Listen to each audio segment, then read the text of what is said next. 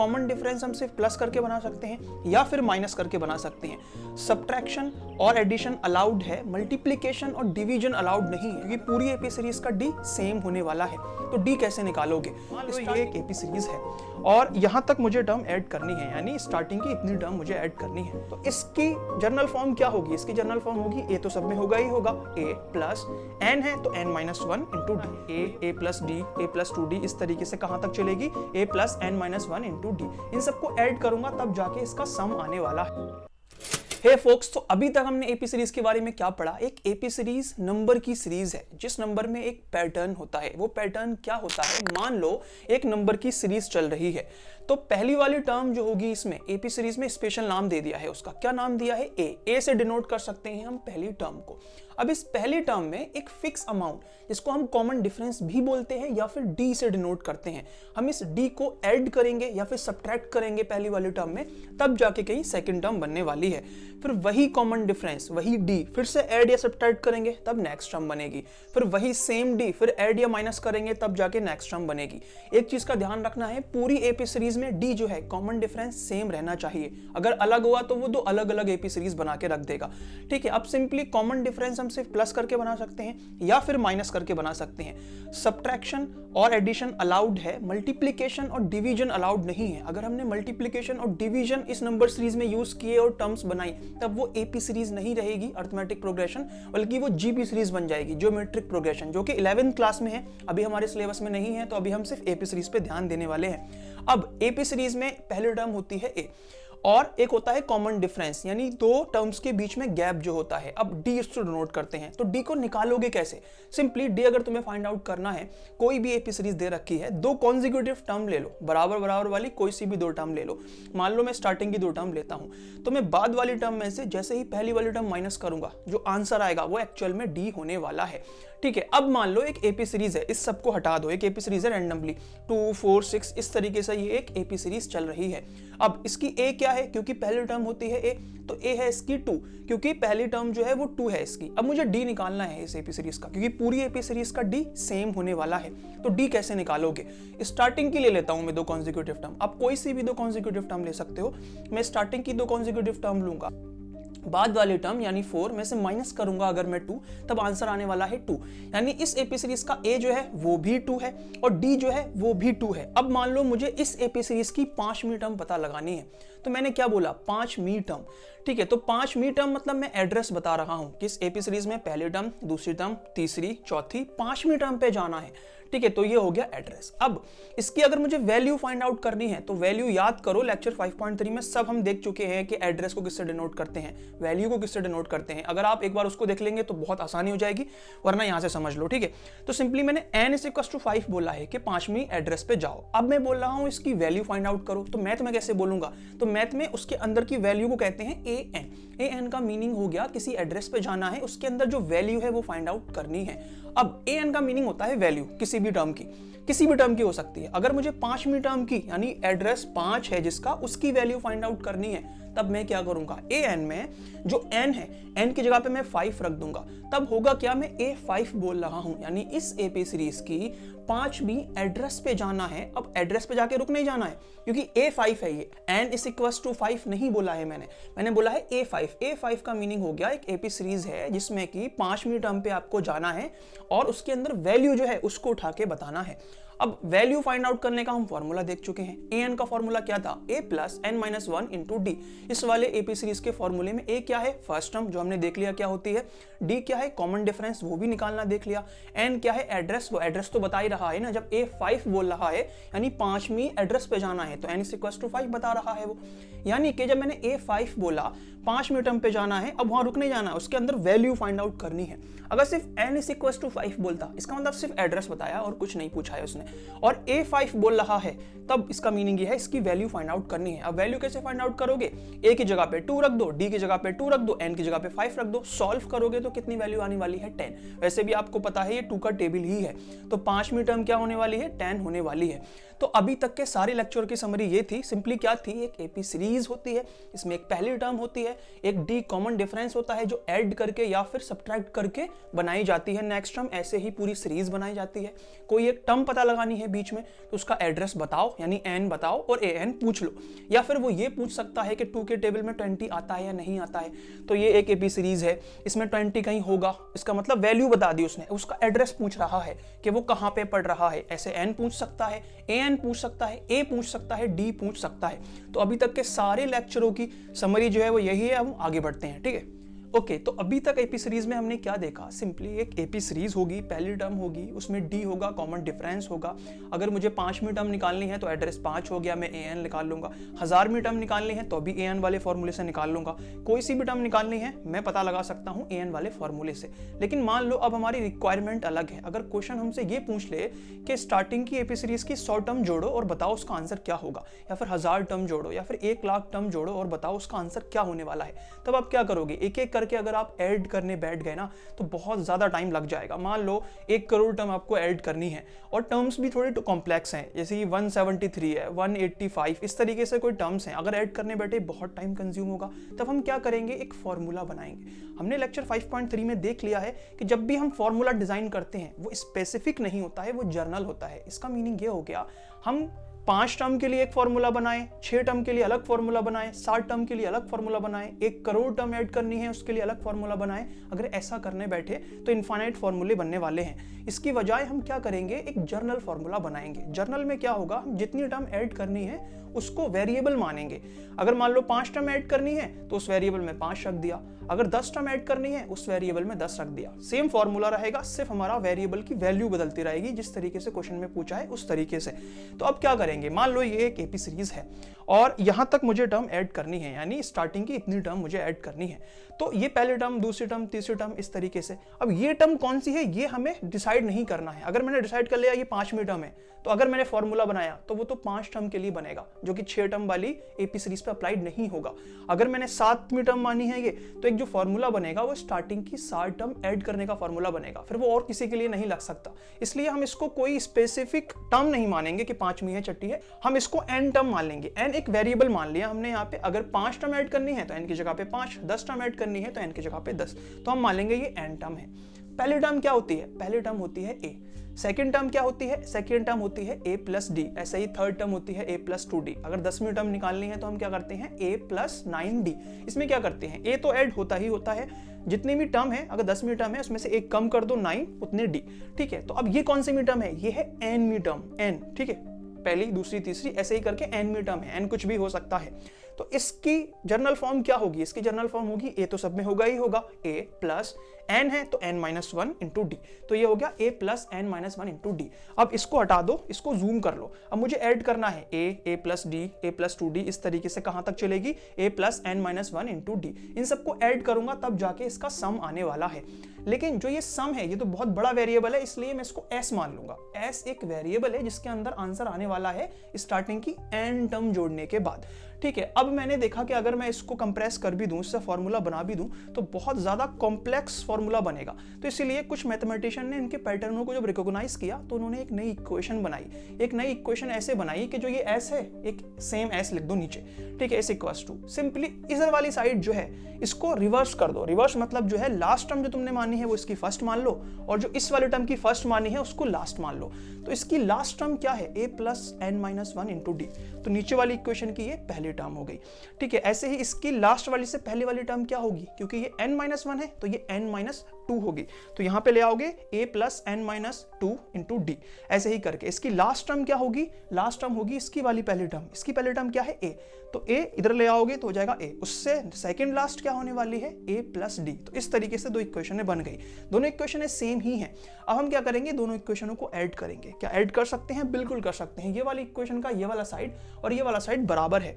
ठीक है, और ये दोनों बराबर है, तो बराबर चीजें अगर दोनों साइड ऐड कर दोगे तो इक्वेशन पे कोई भी फर्क नहीं पड़ता है। जब इन दोनों को ऐड करेंगे तब आने वाला है 2s। अब देखो, इसकी पहली टर्म क्या है, a, और इसकी पहली टर्म क्या है, a plus n-1 into d. इन दोनों को जब हम ऐड करेंगे तब क्या आने वाला है, a और a ऐड करोगे तो 2a plus n-1 into D. और इसकी सेकंड टर्म क्या है, a प्लस डी, और इसकी सेकंड टर्म क्या है, a plus n-2 into d. इन दोनों को ऐड करोगे तो साइड में ऐड कर लो। जब a प्लस डी में ऐड करोगे कितना, a plus n minus 2 into d, तो d की मल्टीप्लाई करोगे तो dn हो जाएगा, माइनस d की मल्टीप्लाई n से करोगे तो dn हो जाएगा, और 2 से मल्टीप्लाई करोगे माइनस के तो माइनस का 2d हो जाएगा। फिर जब ऐड करोगे तो प्लस के d से कैंसिल आउट हो जाएगा, माइनस का 2d बचेगा खाली के खाली माइनस का d। फिर d कॉमन ले लोगे तो कितना बचेगा, 2a plus n minus 1 into d. तो सेकेंड टर्म क्या हो गई इस वाले की इक्वेशन की, a plus 2a plus n minus 1 into d. ऐसे ही थर्ड टर्म ऐड करोगे तब भी सेम आएगा, ऐसे ही लास्ट वाले टर्म करोगे तब भी ऐसा ही आने वाला है, 2a plus n minus 1 into D. यानी कि ये सारे सेम आ रहे हैं, सक्सेसिव एडिशन हो रहा है। याद करो कि मेरे पास ऐसा हो कि 2 प्लस 2 प्लस 2 प्लस 2 5 बार लिखा हुआ हो, तो मैं अलग अलग एडिशन करने की बजाय क्या कर सकता हूँ, मल्टीप्लीकेशन कर सकता हूँ। वो कैसे करता हूँ कि किस नंबर को बार बार ऐड कर रहा हूँ, 2 को कितनी बार, 5 बार, तो 2 इंटू 5 कर दूंगा, 10 मेरा आंसर आ गया। तो ऐसे ही इसमें मैं सेम नंबर बार बार ऐड कर रहा हूं। वो सेम नंबर क्या है, वो सेम नंबर है 2a plus n minus 1 into D. कितनी बार कर रहा हूं, क्योंकि मैंने n टर्म मानी है ना ये, तो n बार तो ऐड करूंगा तो n से मल्टीप्लाई कर दूंगा, तो कितना हो जाएगा n multiply 2a plus n minus 1 into D. उधर क्या है 2s, जब 2 को डिवाइड करोगे इधर लाके तो कितना हो जाएगा n डिवाइडेड बाई 2, और अंदर क्या है 2a plus n minus 1 into D. अब मेरे पास s आ चुका है, अब इस सबको गायब कर दो, ये फॉर्मूला इधर को ले आओ। तो ये फॉर्मूला क्या है, s इज इक्वल्स टू यानी सम, यानी मुझे ऐड करना है। अगर s इज इक्वल्स टू क्या होगा, n अपॉन 2 और 2a plus n minus 1 into D. यहाँ पे n क्या है, n का मतलब है स्टार्टिंग की n टर्म। अगर मुझे स्टार्टिंग की 5 टर्म ऐड करनी है तो मैं क्या करूंगा, n की जगह पे 5 रख दूंगा। a और d तो एपी सीरीज का सेम ही होता है, सॉल्व करूंगा तो स्टार्टिंग के 5 टर्म का एडिशन निकल के आ जाएगा। अब इसको सिंपल s मानना बहुत अच्छी बात नहीं है, इसीलिए sn मान लेते हैं। अब n छोटा सा जो है, इसका मीनिंग क्या होता है, इसका मीनिंग ये होता है कि स्टार्टिंग की 5 टर्म ऐड करनी है तो इस n की जगह पे 5 लिख दो, s5 का मतलब हो गया जिस एपी सीरीज की ये बात कर रहा है उस एपी सीरीज में स्टार्टिंग की 5 टर्म ऐड करके आंसर बताना है। उसका फॉर्मूला क्या होता है, फॉर्मूला होता है Sn is equals to n upon 2 2a plus n minus 1 into d. अगर आप इस वाले पार्ट को देखोगे 2a plus n minus 1 into d, तो 2a को अगर मैं स्प्लिट कर दूं a प्लस a 2a होता है, तो a plus n minus 1 into D ये तो nth टर्म की वैल्यू होती है। अगर मुझे किसी एपी सीरीज की nth टर्म निकालनी होती थी तो क्या करता था, a plus n minus 1 into D, यानी इसको मैं शॉर्ट में an लिख सकता हूं। तो हाँ, एक नया फॉर्मूला बन गया। तो Sn कैसे निकाल सकते हो, n upon 2 a plus an। अब क्योंकि मैंने क्या किया था, एक एपी सीरीज थी, उसकी यहां तक अगर ऐड करनी थी तो उसको n माना था, स्टार्टिंग ये थी, लास्ट टर्म ये थी, यानी एक्चुअल में जो an टर्म थी वो उस एपी सीरीज की लास्ट टर्म ही तो मान रहे थे जहां तक हमें ऐड करना है। तो हम an की जगह पे लास्ट टर्म भी लिख सकते हैं, लास्ट टर्म को l से डिनोट कर दो। तो 3 फॉर्मूले बन गए, फॉर्मूले अलग अलग नहीं है, सेम ही है, सिर्फ रिप्रेजेंटेशन अलग अलग है। तो Sn is equals to n upon 2 2a plus n minus 1 into d. ऐसे चाहो ऐसे आप सॉल्व कर लो, या फिर ऐसे कर लो, Sn is equals to n upon 2 a plus an। an क्या है यहाँ पे, जो nth टर्म है उसकी वैल्यू, यानी पहली वाली टर्म a हो गई, लास्ट वाली टर्म जो हो गई an हो गई। या फिर यूं कर लो, Sn is equals to n upon 2 a plus n, यानी Sn हमारे पास एक फॉर्मूला बन के आया। 3 फॉर्मूले अलग अलग हैं लेकिन है एक्चुअल में सेम ही। आप पहला वाला फॉर्मूला मेन समझो, ठीक है। अब इसमें क्या होगा, S5 का मतलब हो गया एक एपी सीरीज जो बताएगा वो उसकी स्टार्टिंग की 5 टर्म ऐड करके बताना है। कैसे करोगे, फॉर्मूले में सारी वैल्यू पुट करो, n क्या है, कितनी टर्म ऐड करनी है, a क्या है पहली टर्म, an क्या है लास्ट टर्म, या फिर a plus n minus 1 into D, पूरा सॉल्व करके लिख दो। उसके बाद एक चीज और, अगर S100 लिखा हुआ है या फिर S200 लिखा हुआ है, इसका मीनिंग क्या है, S100 का मीनिंग ये है एक एपी सीरीज इसकी स्टार्टिंग की 100 टर्म ऐड करके मुझे बतानी है। 200 अगर लिखा हुआ है S के साथ में, इसका मीनिंग ये हो गया S200 स्टार्टिंग की 200 टर्म जो है मुझे ऐड करके बतानी है, इसका आंसर क्या आने वाला है। तो Sn का फॉर्मूला इस तरीके से वर्क करता है। ओके, तो इस वाले चैप्टर में हमने क्या पढ़ा, 2 फॉर्मूले पढ़े कि एक एपी सीरीज में हमें an निकालना होगा या फिर Sn निकालना होगा। an और Sn 2 अलग अलग यूज हो गए, Sn तो अभी हमने देखा है और an तो स्टार्टिंग से देखते चले आ रहे हैं। इन दोनों में कंफ्यूजन पैदा ना हो इसलिए एक बार हम यहाँ क्लेरिफाई कर लेते हैं कि an का मीनिंग क्या होता है और Sn का मीनिंग क्या होता है। तो मान लो एक एपी सीरीज है, और सिंपल सी एपी सीरीज क्या हो सकती है, 2 का टेबल, 2 4 6 8 इस तरीके से एक एपी सीरीज चल रही है, ठीक है। अब मान लो मुझे इसका an निकालना है और Sn भी निकालना है, स्पेसिफिकली बोलूं तो a5 निकालना है और S5 निकालना है। अब a5 का और S5 का मीनिंग क्या है, तो a5 देखते हैं पहले क्या है। a5 का मीनिंग है एक एपी सीरीज जो कि दे रखी है, स्टार्टिंग से यानी जहां से एपी सीरीज स्टार्ट हुई है उसके 5वें एड्रेस पे जाओ, पहला दूसरा तीसरा चौथा पांचवा, 5वें एड्रेस पे हम पहुंच गए। वहां पे जो वैल्यू पड़ी हुई है, वहां पे जो वैल्यू लिखी हुई है, वैल्यू क्या लिखी हुई है, 10 लिखी हुई है, वो बताना है। तो क्या है, 10 है, तो A5 का मीनिंग हो गया 10, A5 का आंसर हो गया 10। कैसे निकाला, ये तो हमने देख के निकाल लिया। अगर वैसे निकालना होता, 1 लाख मी टर्म अगर निकालनी होती, A 1 लाख लिखा हुआ होता, तब क्या करते, फॉर्मूला लगाते। फॉर्मूला क्या होता है, A plus n minus 1 into D. A क्या है पहली टर्म, D क्या है कॉमन डिफरेंस, n क्या है कितने भी टर्म का तुम्हें वैल्यू पता लगानी है। ठीक है, सिंपली। तो A5 का मीनिंग हो गया AP सीरीज, उसके 5वें एड्रेस पे जाना है, उसकी जो वैल्यू है वो बताना है। अब S5 का मीनिंग क्या हो गया, S5 का मीनिंग ये हो गया स्टार्टिंग से पहली, दूसरी, तीसरी, चौथी, 5वीं, यहां तक सारी टर्म्स को ऐड करना है और बताना है आंसर क्या होगा। कोई 5वीं टर्म नहीं बतानी है ना, चौथी बतानी है, ऐसी कोई सी टर्म नहीं बतानी है, स्टार्टिंग की 5 टर्म, क्योंकि S5 दिया हुआ है ना। 5 का मीनिंग 5 एड्रेस तक जाओ, उससे पीछे वाली सारी टर्म्स को ऐड करो और आंसर बता दो। तो S5 का आंसर होने वाला है। कैसे सॉल्व करोगे, उसका भी एक फॉर्मूला था, मेन फॉर्मूला हम याद करेंगे। मेन फॉर्मूला क्या था, n/2 2a plus n minus 1 into D. सारी चीजें हमें पता है। यहाँ पे n का मीनिंग है किस एड्रेस तक, कहां तक हमें ऐड करनी है। तो n इज इक्वल टू 5 हो गया। तुम a की जगह पे पहली टर्म रखोगे, d की जगह पे कॉमन डिफरेंस रखोगे, सॉल्व करोगे तो इसका आंसर आ जाएगा। तो आई होप बिल्कुल क्लियर हो गया होगा an में और sn में क्या फर्क होता है। an होती है स्पेसिफिक टर्म की वैल्यू, एड्रेस बताएगा उस पे वैल्यू क्या है। sn का मीनिंग होता है वहां तक पुरानी जितनी भी टर्म है सबको ऐड करना होगा। ठीक है, ओके। तो हमने Sn का फॉर्मूला तो देख लिया। Sn के 3 फॉर्मूले आए, लेकिन मेन पहला वाला ही है। Sn is equal to n/2 bracket के अंदर 2a plus n minus 1 into d. लेकिन इसका रियल लाइफ में क्या यूज केस होने वाला है, तो इसके लिए हम एक हाइपोथेटिकल कंडीशन मानने वाले हैं। मान लो हमारा कोई डिजाइनिंग कॉम्पिटिशन हो रहा है और हमें एप्पल जो होते हैं सेब, उनसे डिजाइन बनाना है। इस तरीके से बनाना है कि पिरामिड बनाना है। नीचे वाली रो होगी उसमें हम 20 एप्पल रख देंगे, उससे ऊपर वाली में 19 रख देंगे। इस तरीके से बिल्कुल जब तक 1 एप्पल ना रह जाए ऊपर वाली रो में, तब तक हम रो बनाते चले जाएंगे। इस तरीके से हमें एप्पल का डिजाइन बनाना है। लेकिन क्वेश्चन इज हमें कितने एप्पल चाहिए। तो एक चीज देखो, अगर ये पूरा पिरामिड बना हुआ होता, ठीक है, तो सबसे ऊपर वाली रो में कितने होते हैं, 1 एप्पल, दूसरे वाली में 2, तीसरे वाली में 3। इस तरीके से आप देखोगे तो ये तो AP सीरीज है। क्यों, पहली टर्म क्या है 1 में कितना ऐड किया है, नेक्स्ट टर्म बनी है 1 में 1 ऐड करोगे 2 में फिर से 1 ऐड करोगे, फिर से 1 ऐड करोगे, नेक्स्ट टर्म। इस तरीके से 1 ऐड कर रहे हो तो नेक्स्ट टर्म बन रही है, यानी सब में D कॉमन है। तो ये एक साफ सी बात है कि AP सीरीज है। AP सीरीज है तो हम प्रेडिक्ट कर सकते हैं। हमने दोनों फॉर्मूले देख लिए हैं। अभी क्या क्वेश्चन है हमारा कि टोटल कितने एप्पल चाहिए। तो कोई सी टर्म की बात कर रहा है, नहीं, टोटल एप्पल की बात कर रहा है, यानी Sn से हम निकाल सकते हैं। अब पहली टर्म क्या है, A। ऐसे ही आप जाओगे तो क्या हमें लास्ट टर्म पता है, बिल्कुल लास्ट टर्म पता है, लास्ट टर्म है 20। अगर मुझे लास्ट टर्म पता होती है तो Sn का हम शॉर्ट वाला फॉर्मूला लगा सकते हैं, कोई D वगैरह की जरूरत नहीं पड़ेगी।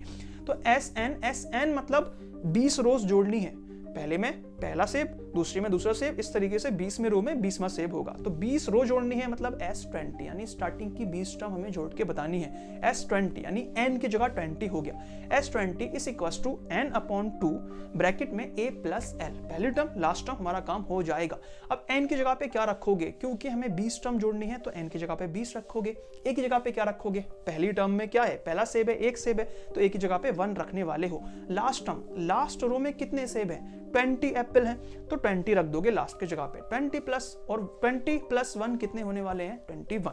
n/2 में क्या रख दिया था हमने, 20/2, तो कितना हो गया 10। 10 की मल्टीप्लाई 21 से करोगे तो 210 आने वाला है। यानी अगर मुझे एक पिरामिड बनाना है जिसमें सबसे लास्ट वाली रो में 20 एप्पल हो और सबसे पहले वाले रो में 1 एप्पल हो, उसके लिए मुझे 210 एप्पल चाहिए।